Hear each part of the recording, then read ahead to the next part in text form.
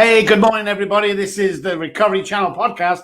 My name's Dr. Robb Kelly, the addiction doctor. And with me, as usual, my co-host, Jennifer Lovely. Good morning.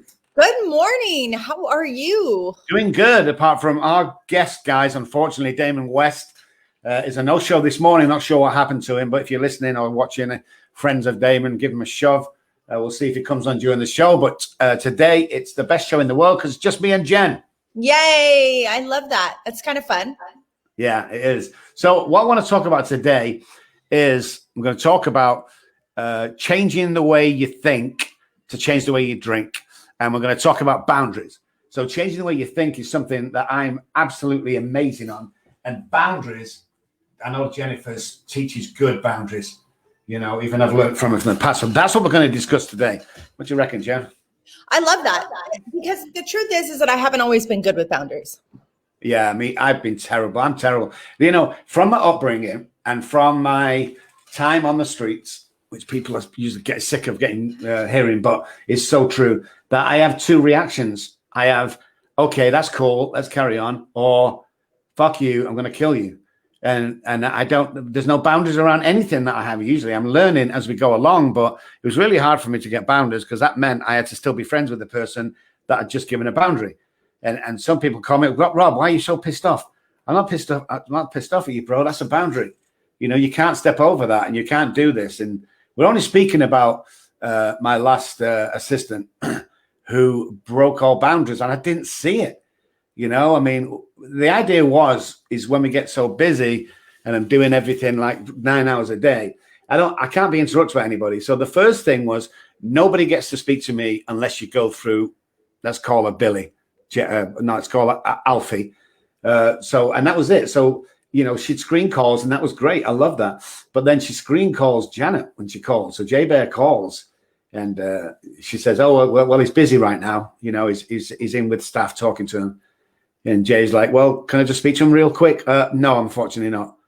Get my husband on the phone now. So there's boundaries there that I didn't see people crossing. And then I tend to pay people more than they're worth. And I tended to hire people for positions they had no right in owning or no experience, but because they were alcoholic or addicts, I thought I was doing a good thing. And it all went to shit, as you know. We talked about that years ago. Well, a lot of people these days don't necessarily like to talk about codependency. They think that's kind of like they talk about prodependency and there's all sorts of different words. But one of the things that I'm really aware of is that when you're dealing with dysfunction of any kind, is that it's chronic self-neglect when we are overly focused on somebody else and not focused on ourselves. And that's one of the things that not only in the addiction world, although it seems more common in the addiction world to be focused on the addict or the alcoholic, but I would assert that most of the time we could actually look at our lives and really take a hard look at where are we mostly focused? Are we mostly focused outwardly or are we mostly focused on ourselves? When I began focusing on myself, my life completely changed. Completely changed. In what way? It just got better and it got more interesting because I'm interesting. And that was one thing that I figured out was that I'm an interesting person. And I just forgot because I was so focused on my kids or, you know, a husband or whatever else was going on. I let other people become, you know, my interests rather than myself.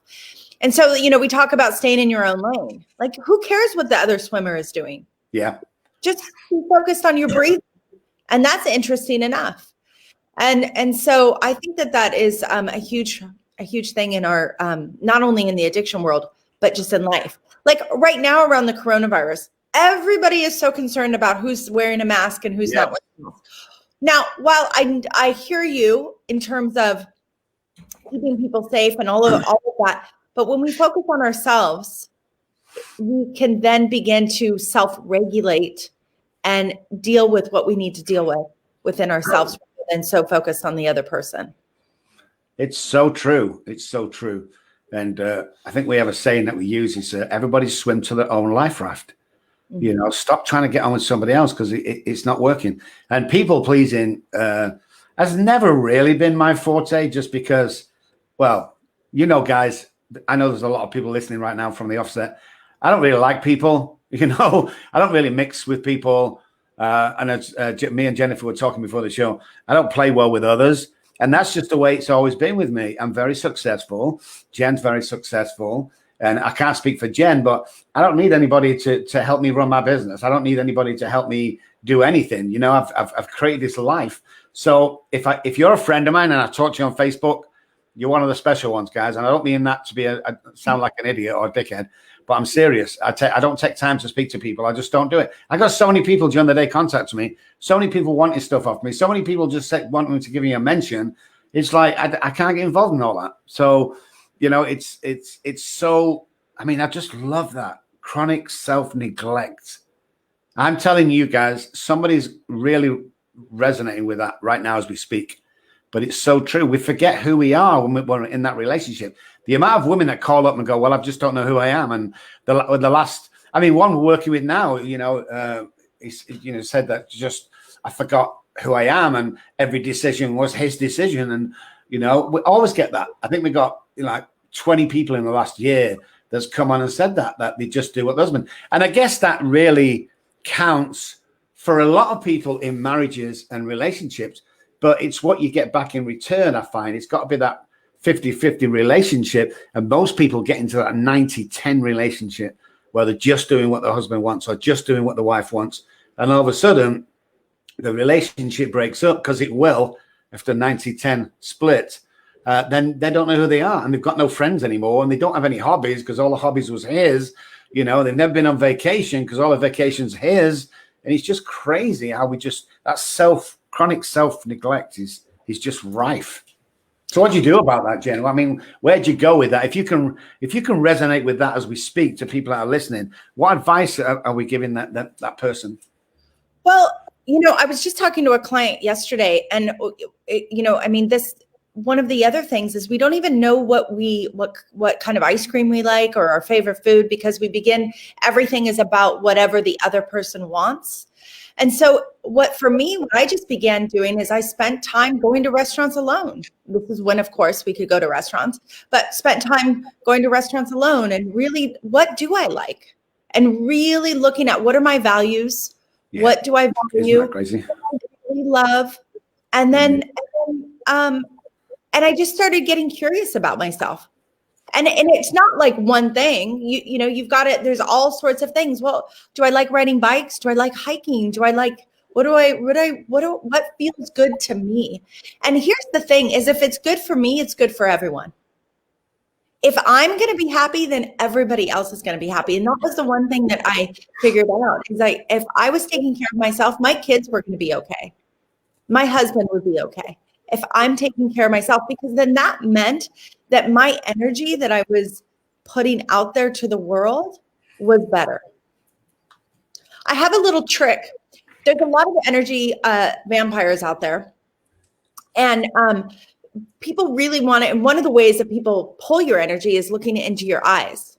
And so one of the things that I do, I don't want my energy sucked, and which is most of the time, I look at somebody right here, right through the third eye, as they call it. And when you look through the third eye, nobody actually knows that you're not looking in the eye, but they can't take you. They can't take your energy. They can't look into your soul. And when I began understanding the energy aspect of it, my life really began changing, and people couldn't suck all the energy from me as well. And I started to feel better. Yeah, definitely. With you know, I was speaking to somebody yesterday, a young girl at the university that I lecture at, and she was talking about she's having a problem with boundaries because her friends, or so-called friends, guilt trip her into doing stuff she doesn't want to do. And we had to go through the whole process, and it was in front of other students as well, which I thought was pretty cool. And we taught her that if they were real friends, they wouldn't guilt trip you, first of all. Stop trying to fit in with everybody else. You know, you be the leader. And the most important thing is yes or no is a full enough answer. Because as alcoholics and addicts, which most of my friends are, who have recovered from the disease, it used to be, are you coming to the ball game tonight? Well, no, but let me tell you why. Because my auntie, uncles, sisters, brothers, auntie is sick, and I've got to stop. No, thank you. That's all we have to say. It's like if somebody taught me a valuable lesson many years ago, and that was kind of self-care and how I can't take compliments. And they used to say, oh, nice shirt you've got. Just something to throw on. Yeah, I've had it years, I'd always put it down. Nice shoes. No, just, it's $10 from the local store. And it took me ages and ages when somebody says, hey, Rob, nice shirt, to just say, thank you. It took me ages to say that because I always thought I had to come up with some excuse, or I had to devalue what I was wearing or how I looked or the person I was to make sure that I still fitted in that bracket of not feeling good enough, never be blonde enough, tall enough, thin enough, or rich enough. And I seem to be quite comfortable in that bracket there of keeping on my own and just devalue myself around people. And I think it's really hard. I'm talking to the guys that are listening right now. I think it's really hard to look at your own value and realize. And again, wisdom from my past. Well, I don't know whether I should charge this, or Rob, how much are you worth? Oof, wow, what? How much are you worth? Well, I'm worth a lot of money because I'm awesome. Well, why are you playing with it? You are absolutely amazing at what you do. Start feeling your worth. And slowly but surely, I started doing that. And then what happens, guys, as some of you may know, listening and watching, oh, Rob, watch your ego. Deflates me back down again to that. If I just push everyone away, at least I'm safe. I have an answer for those guys today. This isn't fucking ego. This is confidence that's been built up over 30-something years is what it is. Because when you stood in the sunlight of the spirit and you work in a great program, you're being kind to others and doing the right thing, no such thing as ego. You're way past that. I always say my ego went when he took my kids off me. Yeah, that's true. Well, humility isn't you've got to devalue yourself. Humility is to honor that you still have growth and you still have learning to do. And you've still come a long way from where you were. But the journey never ends. No. But you can still honor yourself and your worth with where you're at, with where you've come from and how far, all the work that you have done this far. And I think that is one of the things that is confused with being humble, and confidence isn't attached to our worth. We are already inherently worthy people. And when we were born, at that moment that we were born, we were worthy. Yes, definitely. Because we're born that way, Yeah. And as kids, we make a great, we're not fearful of nothing. No. We dance in front of people when the relatives come around, we dance at the weddings because I took me ages to do stuff like that. Everyone was watching me, everyone's looking. No one's looking at you, Rob. No one gives a shit. Everyone's got their own problems. Yeah, we'd be surprised at how little people actually think of us. Yeah. And I realized that when I'd buy a pair of shoes, and it'd be like Louis Vuitton shoes that I'd buy, and I walk into a club or pub or bar, whatever it is, and nobody says nice shoes. It's like no one really bothers or cares really what fucking shoes you're wearing. Everyone's friends and love each other, but I thought everybody was watching me when I walked in. Right. It was actually nobody was watching me. It was just me watching me and criticizing myself was the worst thing in the world. I looked at a photograph the other day, Jen, and it was me when I was competing in a national bodybuilding competition. And I pulled it out and said to Janet, look at that. And she was like, oh my God, that looks awesome. Must have been good. And I was like, God, that I looked amazing. I looked absolutely ripped and amazing. But at the time, I remember a photographer for the local paper wanted to take a picture of me, but I wouldn't take my top off because I didn't think I was good enough. And looking back now, how far I've come, it's like, oh my goodness, why didn't you want to show that? Why wasn't you confident at that age? I was about 20, 21 at the time, but the rest of my life I've spent trying to value the day and value myself.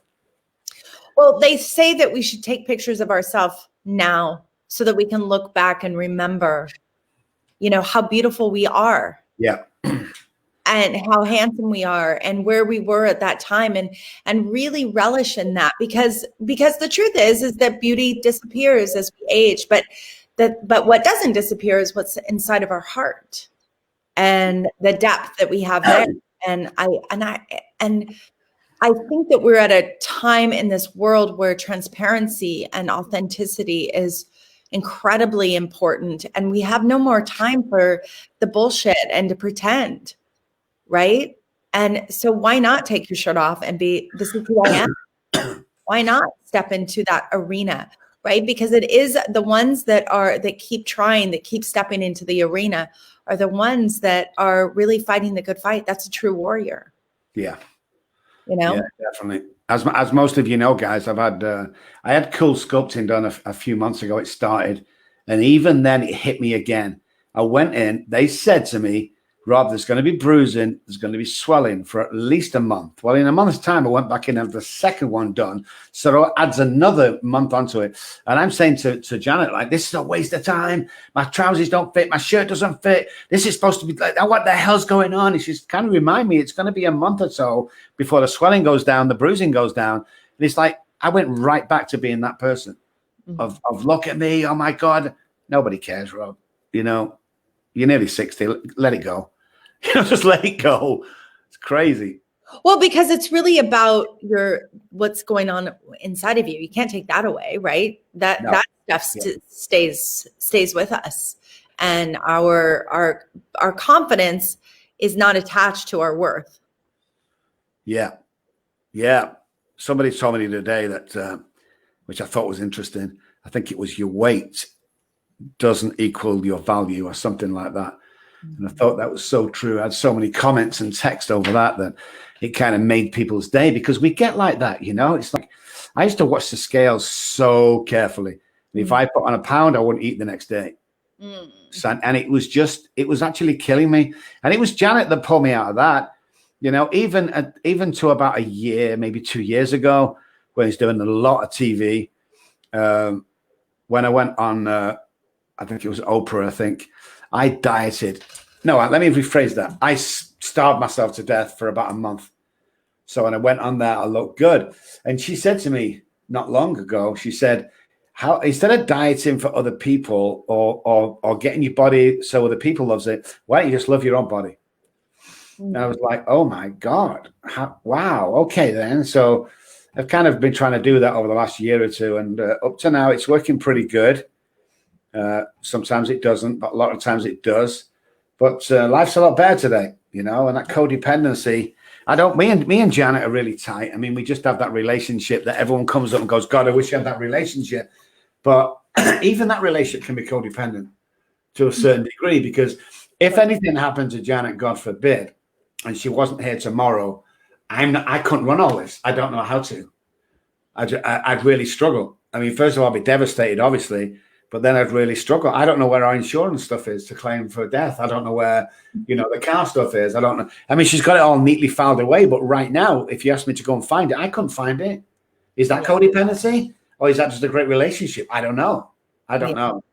Well, I mean, you know, I don't know that that's codependency. I think, you know, you could actually, I think you're a very resourceful man, and you would figure it out, right? But I hear what you're saying. And so what are the boundaries that you put for yourself? How do you boundary yourself when it comes to your relationship to your weight? Because it's all about how we relate to something is where the boundaries are going to be, and how we're going to act towards that. Yeah. There's my boundaries in the past were terrible regarding other people. My boundaries regarding Janet are mainly around work, for one, just because it's what I do day and night. And she's a very intelligent woman, and she'll make decisions sometimes that I don't think is correct. Like, she'll say something to a patient that is elegant, and I've just said, tell him to go and fuck off or something, and he's elegant. I said, no, that's not what I told you. I didn't tell you to politely. I told you to go and she always knows best. So there's a little bit of boundary there. And the other boundaries that we both have is we do 50-50 of what each one wants to do. We take time away from each other, you know, and there's certain things that I do and there's certain things that she wants to do. Like, For instance, I've been after these Chesterfield sofas for ages. I've always wanted them because it's an English thing. It's an English thing. And to be honest with you, they're very expensive, like very expensive. And I could never bring myself to spend that much money on 2 sofas. It's just ridiculous. It was like 10 times any other sofa, and I would never do it. So I wanted it. So we went and bought it, and it'll be delivered in 3 months. Blah. But then she wanted the curtains to match it, of course. So she picked the curtains. Then I'll do this and she'll do that. And we try and balance it out. You know, it's like, what do you want to do tonight? Forget about what do you want to do today? And I don't know. It just seems to work for us. I don't feel as if the boundaries are weak. I just feel as if we work really well together. I couldn't imagine my other 25 wives just joking, by the way, of working together every day. It would drive me crazy, you know, but it seems to work with us. So I don't know. How do you boundary yourself though with your you know, with food or with you know, your relationship to your weight? Like what is something that you do to support yourself in that way now? I don't eat after 6 o'clock, or try not to. So I'm really careful what I eat during the day. I know that I have 1 or 2 days off where I just eat anything. I go to the gym. I work out on the bike. I mean, all this is part of my weight control. But when you think for a start that I get freaked out sometimes when I tell people my weight, and then I hear people that look as big as me, and they're like 60 pounds, 70 pounds lighter, looks lighter than me or smaller than me. And it had to be pointed out that my legs alone are about 28 inches round, which is probably about your waist. I don't know what waists are, but it's some people's waists out there. My legs, my thighs, and my calves are the biggest calves I've seen. And people always say that when I strip down. So, oh my God, your legs and your calves. It's like, that's probably 80 pounds right there that nobody else has got. And so I've always struggled with the number because I don't know. It's just the more I get older, the more I realize that number is not good for my heart.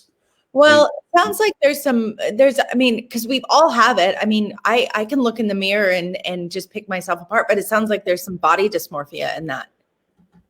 Yes and no.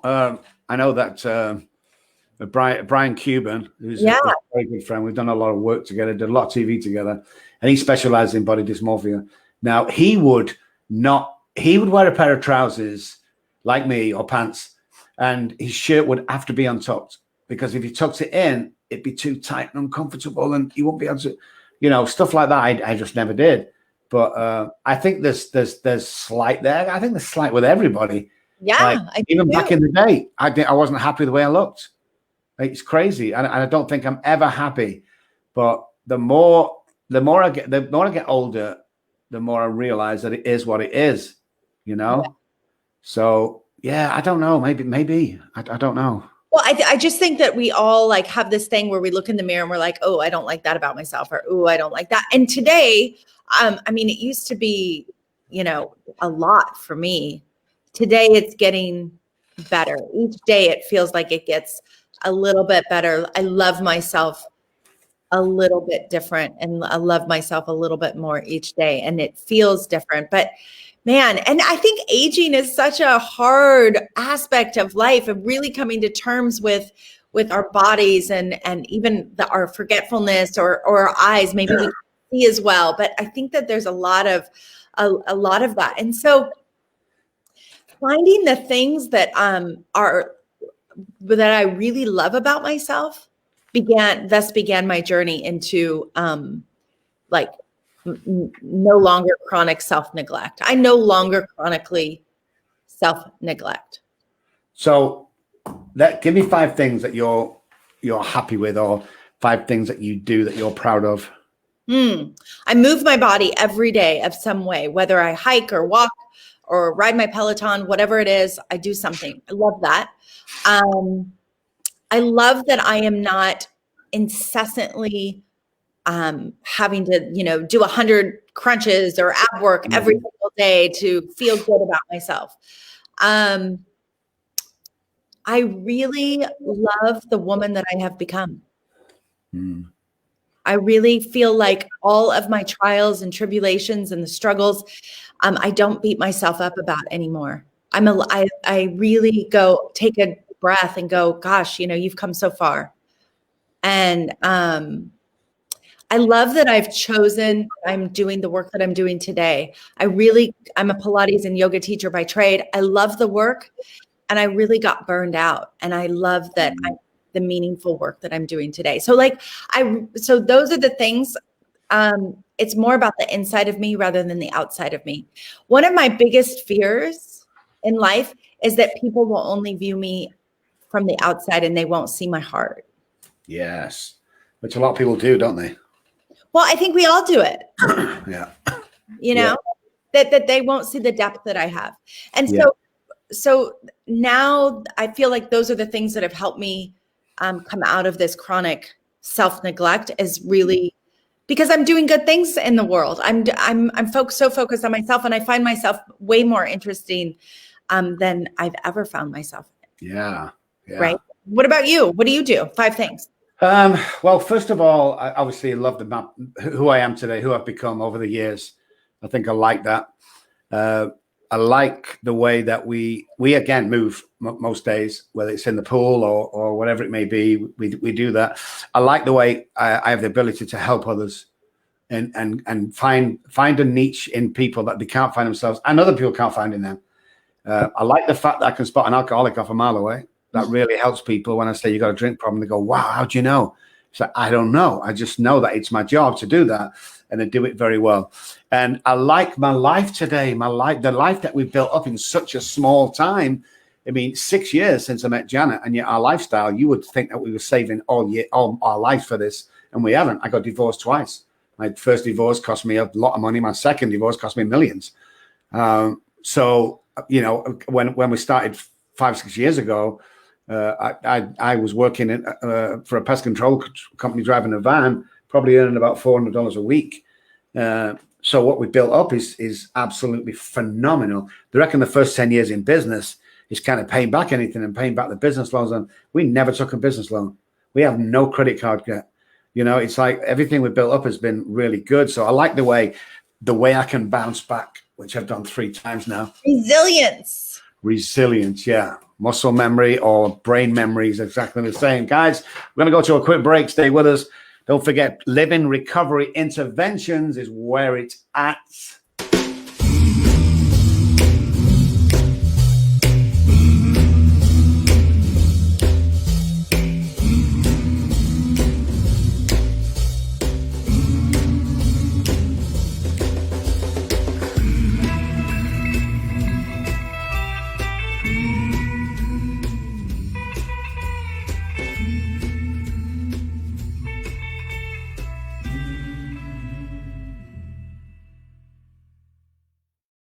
Hey guys, welcome back. Recovery Channel podcast. This is the world-class wrecking crew in front of you guys. Dr. Robb Kelly, the addiction doctor, and Jennifer Lovely. That was Living Recovery Intervention, guys. If you're just listening and not watching, don't forget 801-573-4188 is Travis's number. Travis has more experience than anyone else I've met in this game, so he's absolutely awesome. He's definitely our go-to, guys, for doing any interventions. I love that guy.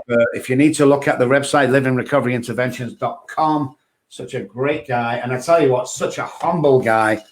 And, he will text me out the blue sometimes just to say, have a great day. I love when people do that. They don't take us for granted and vice versa. And we just love that guy. I know, he's super rad.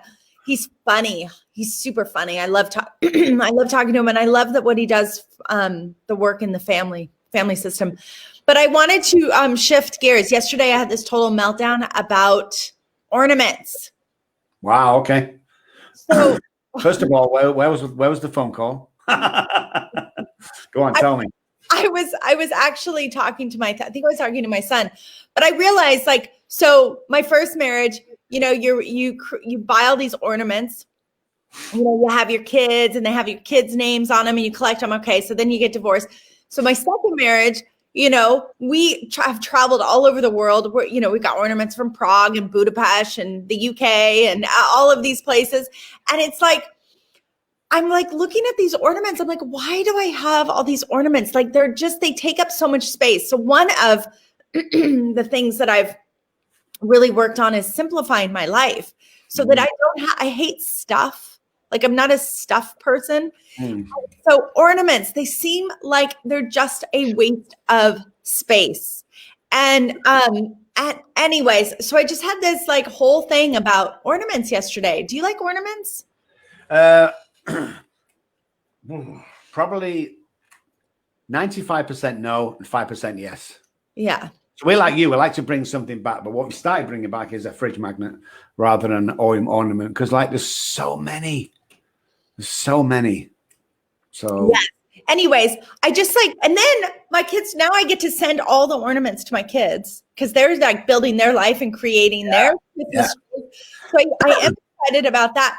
But I guess I feel like so much of these holidays can be anticlimactic. Like, how do you make it meaningful? Like, how do you make Christmas and the holidays meaningful? Especially in a time when we're in the middle of a pandemic, people are starving. They don't have food, you know, and we're out there worried about ornaments and what can you buy, you know, whatever. And so I really want meaningful time spent with other people. And that to me means more than hanging bloody ornaments on your tree. Yeah. I don't know. So how do you make your Christmas or your holiday meaningful? Is there any traditions that you do? Well, obviously we make phone calls home. We don't send cards. We make personal phone calls home and personal phone calls to loved ones. I just think that when I first came here, Christmas was so commercialized over here. Yes. And people, I go out with my then wife and go, what should we buy such and such? I'll just get them a gift card. No, you can't give them a gift card. I couldn't believe that people got gift cards for people. That was such a no-no in England. It's like, well, here's a card because I don't give a shit about you, but I'm just going through this, motion because there's no thought about it. I loved one day I got. I'm so glad I didn't get you a gift card. No, I've grown to love them now. It's fine. Just when I first came over here, but I got a handmade card of somebody once, and it was absolutely amazing. And then I always get handmade cards at Christmas from my granddaughter, so they are priceless. They are priceless. But I don't know. We used to buy everything. We used to spend a lot of money at Christmas, and this is where now I get annoyed. Is when Christmas comes along, everybody's under so much pressure, and about 80% of the country goes into debt to make sure they buy somebody something. And it's like, that's correct. It's needed. I know, because we're under pressure to do it. But what if everybody tried to, I don't know, get together, Zoom call that day, have a meal on Zooms all together? Would be more interesting to me than any gift. Well, it's difficult for me because I don't need anything. I literally got everything I want. Can't believe I'm saying this, but I have literally everything I want. So it's really hard to buy me something. But I would rather spend an hour like you with somebody, quality time, than receive $1 million off them, let's say. It means that much to me. Yeah, I know. I really want to know your heart. I don't want the gift. I want to have a conversation and really know you and know who you are. And so I justify, it's like even Thanksgiving, I love cooking, but then you cook this meal and then it's like, then you're full and then it just, So it's like, what can we do to really create a meaningful holiday? And for me, it's like cozy up and have a nice cup of tea and chat and really love on each other. And I'm not one of these people that I don't care about the makeup you're wearing, the eyelashes you have on or don't have on or the clothes that you're wearing. Like, I want to know what's the inside of you. You know what I mean? That's important to me.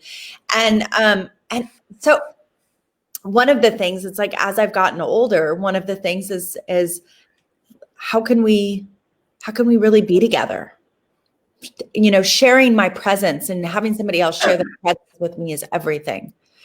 So, and presence, not presence as a gift, but present. Yeah. So anyway, I was on this rant yesterday and I was talking to my kids about it and just about how that's so much more meaningful than, running out and buying something.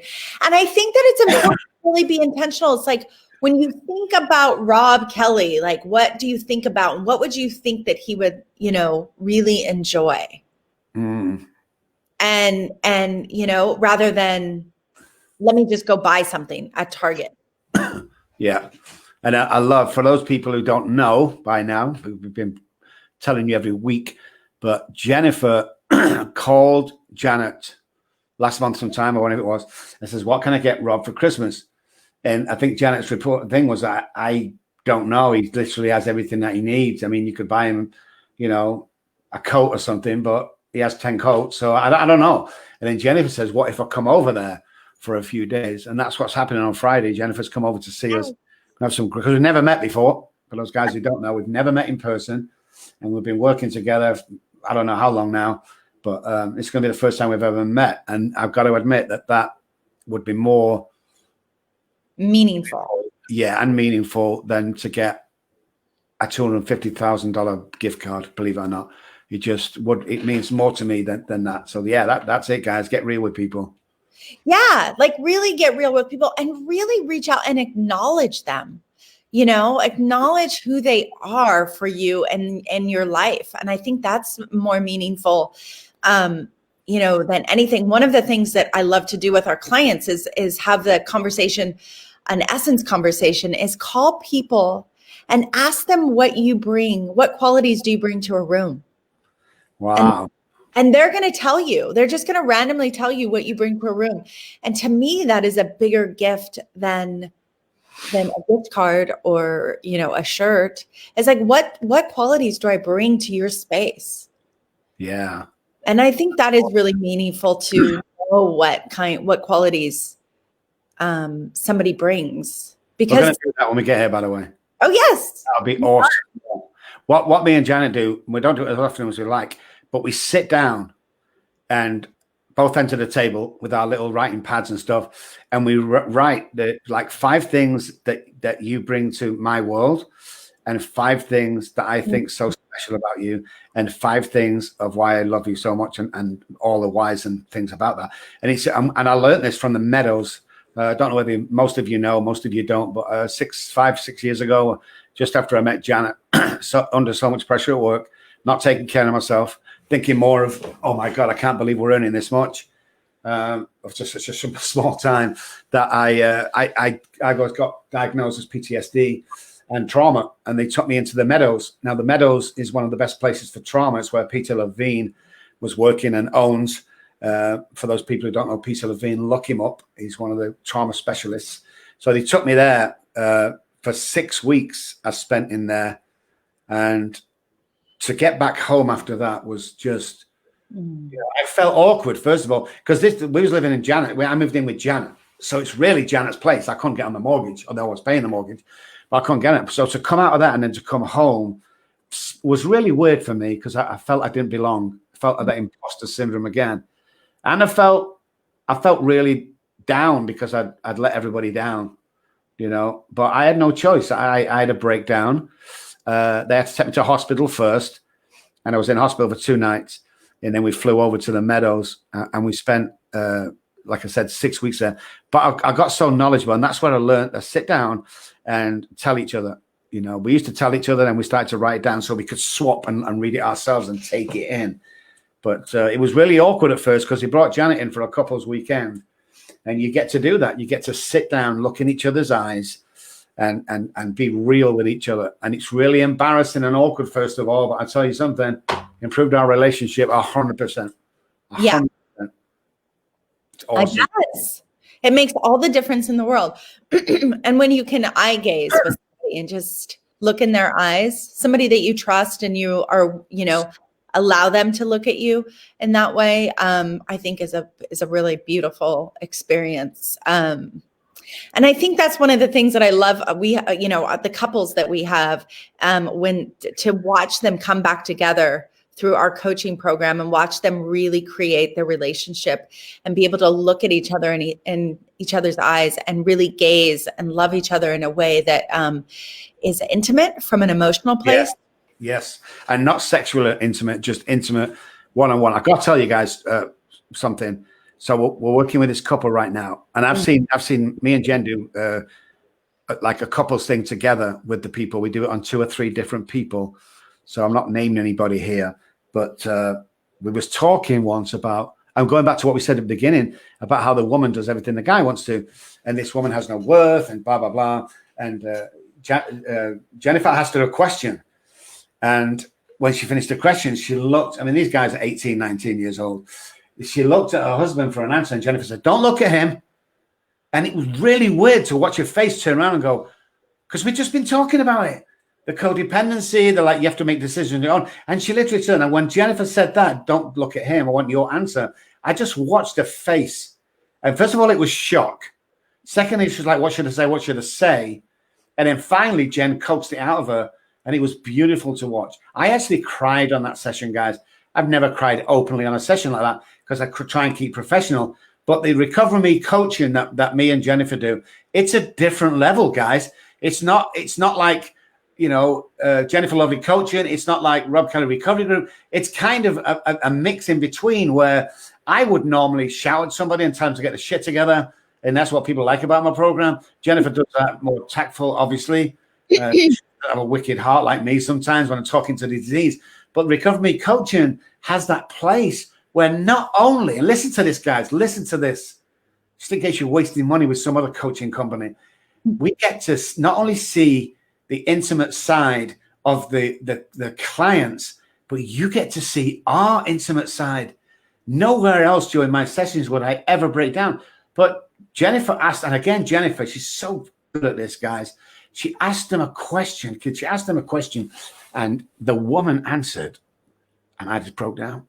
And I broke down because of the little worth that she had and the realization. And it was sad, but it was also, I was crying 2 things. I was crying because it really upset me because it was sad because the woman thought she had no worth. It's like, Jesus, can you not fucking see what I can see? And secondly, we just opened and broke down boundaries that people have taken years and years to do. Jennifer did it in like 3 minutes.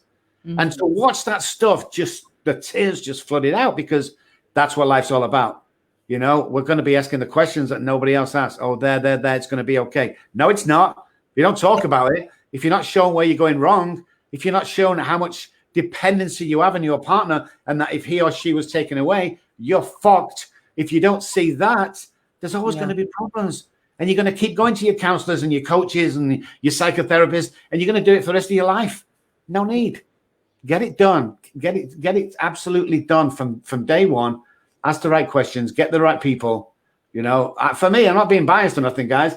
You know, I've worked with a lot of people over the years, but Recover Me coaching is something that we've come up with that is groundbreaking. And it really is. But I also I know we're getting close to the end, and one of the things that I want to leave the audience with, if you're watching out there, or if you ever watch this, is I was working with a client who for 6 years was she was a Muslim. She became Muslim. And she found it to be very profound, but mostly what I found to be profound in it is she wore the Islamic garb, you know, the burqa and everything, and covered herself. And what she said was, it was the only time in her life where she was representing God and not herself to the world. And because what she was representing was who she deeply was inside of herself. And so I want to leave this with you is, what are you representing today to the world? Who are you for the world? What is your actions? What are your thoughts? How are you treating yourself? What are you representing to the world, to your neighbor that you see every day, to who you stand next to, who you talk to? What are you representing? And that really is profound for me. And I took that to heart because we all are representing something as we are walking through this life, and we are all walking each other home. So how are we walking each other home? And that is really what I want as we, leave this session talking today. I really want to leave with that is, what are we representing? And I think that's, so what are you representing, Dr. Robb? Wow. what am I representing? I'm representing love. I'm representing inspiration, and I'm representing that you can build a life beyond your wildest dreams. Stop listening to, oh, you can't do that. Oh, that's just the way it is. Says who, guys? Who's making these rules up? I don't like them. So I'm representing change. What about you? I'm representing love. I'm representing that you get to change, that you don't have to stay in pain, that you do not have to stay hurting, that you do not have to stay not believing in yourself, that I'm representing believing in yourself and loving yourself, holding your own hand, walking yourself home. And I'm also representing God, my higher power. And that's love. And that's acceptance, true, deep acceptance. And, you know, I had this conversation with a friend the other night, and I was talking, we just were talking about women. And I said, you know, women oftentimes have a silent rage. They actually underneath, you know, is a silent rage. And we don't actually have to have that. We can actually have rage, experience that rage, and then begin speaking our truth. And so I'm representing that as well. So I love it. I love it. You. I'm sorry that we missed Damon today. And it was really lovely conversing with you and having this conversation. It was. We've got really steady viewers on now, and probably more than we've ever had with any client. I don't want to say that with any guest, should I say, but it was awesome. Guys, thank you for joining us. Yes. Thank you for everything. Listen, if you're in the US, okay, can't ship abroad. It's just too complicated and too expensive. But if you're actually listening in the United States of America and you want a free copy of Daddy Please Stop Drinking, then all you got to do is message me, and then Jennifer. So Jennifer will also put up the Addiction Diaries, put up her book, and we'll send it to you free of charge. So if you're listening in the USA, give us a text or a message out on our Facebooks, or direct if you want, info@recovermecoaching.com, or rob@robkelly.com, or jennifer@theaddictiondiaries.com, or Jennifer Lovely Coaching. Yep. So you'll find all our details. If you want a copy, guys, give us a shout. Thank you so much for listening. From me, I want to say thanks, guys, and I'll see you next week. And from me, thank you. And you guys, if there is anything that you need or want or is desiring more of in terms of life after you have been recovered, call us, Recovery Coaching. Reach out to us. We would love to help you. We would love to support you and create something different in your life and to find out what you're representing. And guys, you know, it's coming up to Christmas, guys. Listen, me and Jennifer are doing this thing this Christmas. You know, if you're struggling because of COVID, if you really, and again, unfortunately, just in the USA, guys, if you're struggling and you can't buy that child that gift that he's wanted, you just can't buy it, can't afford it, get in touch with us. We'll buy it for you. No problems at all. That's giving love from the heart. You see, we're not a company that does this for money. We do this for love. So if you're in that place, then by all means, get in touch with us. Let's see what we can do. And also, if you're struggling for any kind of food over the Christmas, I will be so annoyed with you if you don't get in touch with us, because we will provide you food for the holiday period. So don't worry, guys. We're here for you, and we'll see you next week. Bye, guys.